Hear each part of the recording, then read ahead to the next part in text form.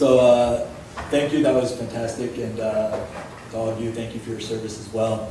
So I'll tell you a little bit more about my personal background, how I got to be in the IDF, how I served as a lone soldier. What I really want to kind of impart to all of you is what it meant to me as an American serving in the IDF, because I think that the main thing that we should all take away from this when we think about soldiers serving and we see these videos on TV and we see pictures, and it's important to remember that these are all individuals and these are all actual people. And when you see a photo of somebody standing in a field with rain pouring down on them or holding an assault rifle or whatever it is, that somebody's actually out there, and think of the hours and hours and hours of training it took to go into that, and how sore their arms are and their back, and what it's really like to be that person.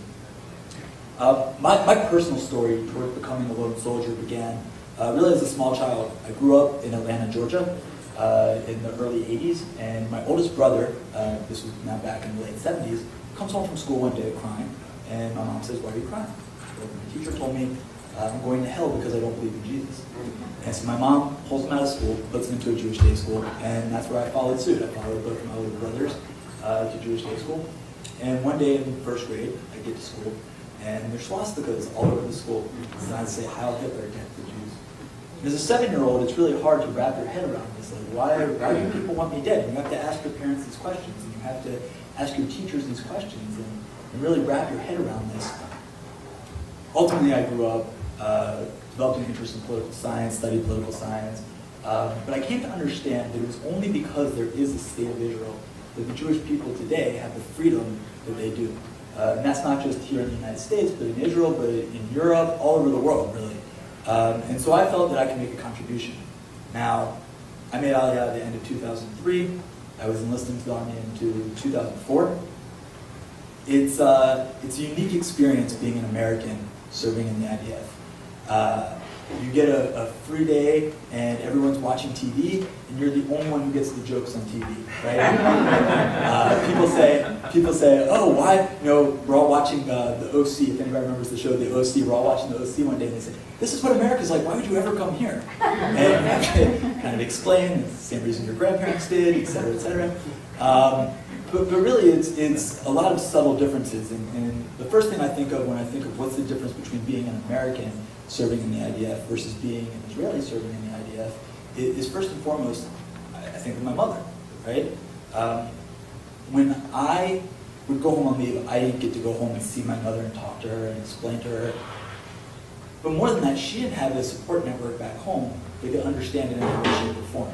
So my friends, their parents, while they were inside, well, their parents were talking to their brothers and sisters, their parents, their friends, their support network. They had the support network. 2006, during the Second Lebanon War, I told my parents I lost my cell phone. All right, they knew I was lying. They knew that I was inside, and we had this kind of unspoken agreement. Now, okay, fine, but on the other hand, they didn't have anybody they could talk to and say, I know that my child is fighting Hezbollah right now.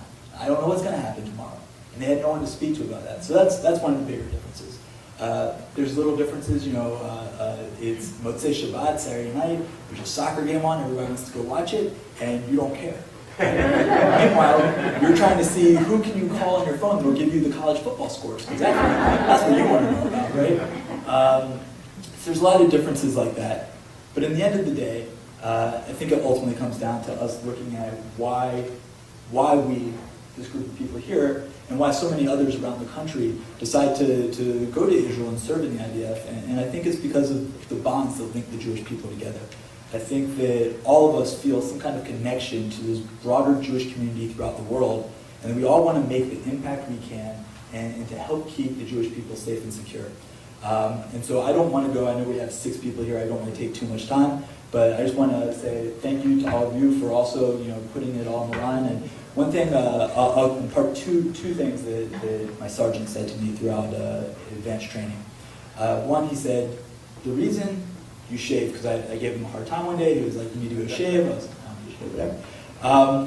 He said, you need to go shave because every day when you put this uniform on and you go and you stand in front of the mirror and you go shave, you need to know that you're looking at somebody, Ben Adam Shel Kavod, somebody that you can respect, somebody that's a man of respect, right?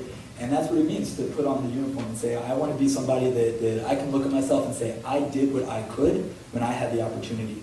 The other thing he said was that this is what it means to put yourself in harm's way. We hear this phrase sometimes, to put yourself in harm's way. And he really kind of brought it home to us. He said, look, and this was obviously geared more towards non-lone soldiers, but the idea of your brothers, sisters are in high school. Your parents are at work right now.